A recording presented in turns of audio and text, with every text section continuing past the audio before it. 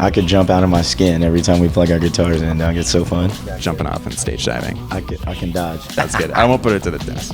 CD 92.9 hanging out before the Turnstile show with Freaky Franz himself. Yo, it feels awesome to be at home. Yeah, I was just going to say, welcome back home. Yeah. Here to Columbus. The best place in the world, I swear it. Have you been like hanging out with some friends, family? I mean, this trip has like taught a lot of lessons and things like haven't discovered quite yet, and I'm kind of like in a mode where I like am in touch with everybody, but I'm kind of just need to be doing my thing here, just stay like, I don't know, focused, try to like just be loose and like available for whatever needs to happen here. For sure, yeah. I was reading an interview with Brendan earlier when he was talking to Blood Orange about like trying to keep that focus of like, I'm just here to hang out in the city, and also we have a show to do. Yeah. For sure. But anyway, welcome home. Thanks. It was like kind of a jump scare in the Nardwuar interview when he was like, what can you tell me about the Legion of Doom house? And I was like, whoa, that's right down the street. That's what my the spot. Hell? Yo, shout out the Legion of Doom. If it wasn't for that place, I don't think that I would have started playing like the drums in punk bands again. Like, and if that didn't happen, I for sure would have never wound up in this very lucky position that I'm in right now.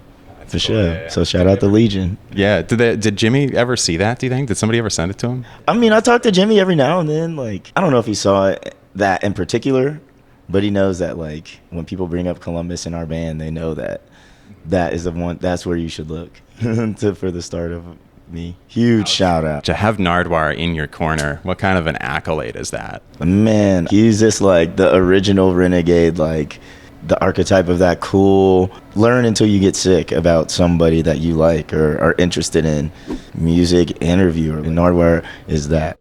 Not to like in weird form bring up a better interview during this one. Keep watching this one and then go watch the Nardwuar interview. I'm down. Yeah, we could definitely take the old 1-2 punch on that one. You got 4 minutes to dedicate to the internet.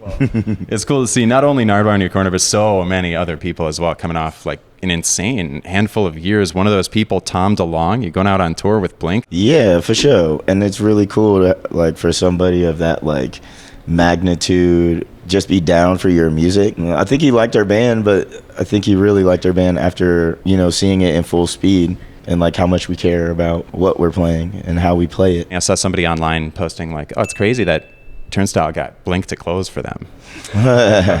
It hits home with me. I think it really hits home with Dan and with Pat, because that was really like their it to fast-paced music. I mean, even just like questioning yourselves, like a lot of the topics and things and Blink's music really resonated with a lot of people and helped them mentally in a lot of situations that they were in. So like, I think it's a no-brainer that everybody knows who walks in the room and knows who the big dog is.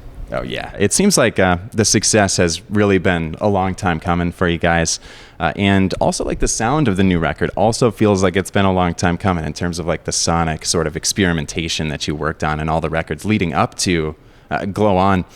And what fascinates me and so many other people about it, I think, is this just masterpiece of a record that appeals to so many people and also doesn't upset like hardcore traditionalists. It's like everybody is on board with this thing. Yeah. What do you think some of the factors are that made it that way? I mean, really, it's just like a game of building blocks. And like Pressure to Succeed was our first record recorded in our friend's basement, which was Square One. And like Square One was like basically a lesson in like you can do anything by yourself if you try your hardest. And so we like made up a record and they recorded it in our friend's basement, and that was that. We put it out on our own. You know, and then they, you know, you take necessary steps to like the next record, Now It's Not Feeling, and then you take, you know, gander even further with, you start working with different like producers and engineers, and you really find your stride. I think Glow On is just a culmination of like all of those building blocks and lessons we've learned from people along the way to like make the sound as full as possible, but not shy away from the grit and the width that is like our basically hardcore sound, you know. The decorations on top don't take away from what the core of the thing is. So you touched on something that I think is really on point here, where it's like you can do anything if you're trying your hardest, and Turnstile strikes me as a band of people where everybody is trying their hardest and everybody is nailing it. And for sure. work with so many of these like diverse sounds and kind of slam them all together in a way that makes sense.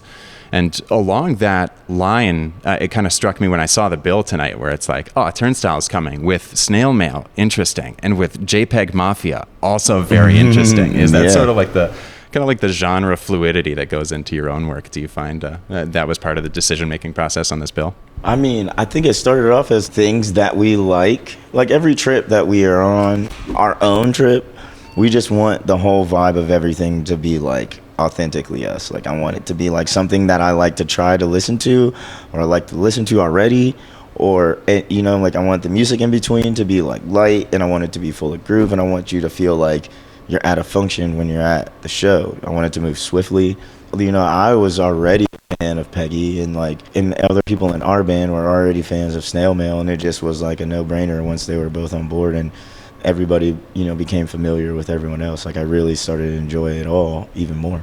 Yeah. Oh gosh, I can't wait to see all 3 acts tonight. Yeah, they're so crunk in their own kind of way. Yeah. It's so easy to project like, oh, because your output is hardcore, like you must only be taking in hardcore. Yeah. That's never the case, right? Nah, and all the people that I like in hardcore, they for sure weren't just listening to hardcore. There's no way you're getting these solos out of people if they're just listening to hardcore. Like, no chance. Yeah. One thing that I do want to send you off on is something beautiful that you said in a different interview.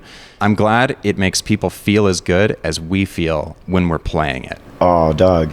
Love that. I could jump out of my skin every time we plug our guitars in, dog. It's so fun. That's so sick. Yeah, it is. Hey, shout out Warriors for the steak. Oh my God, I'm so glad you went Columbus, Ohio's own. there. That's such a good sandwich. Love it. Man, what a beautiful day. Wario sandwich, it's sunny out. The Goodyear blimp is out. Did you see the Goodyear Say blimp? less, go Bucks. Let's go Blue Jackets, all the above. What a beautiful day. Come on, man. Well, Freaky Franz, thanks so much for your time. It's Turnstile.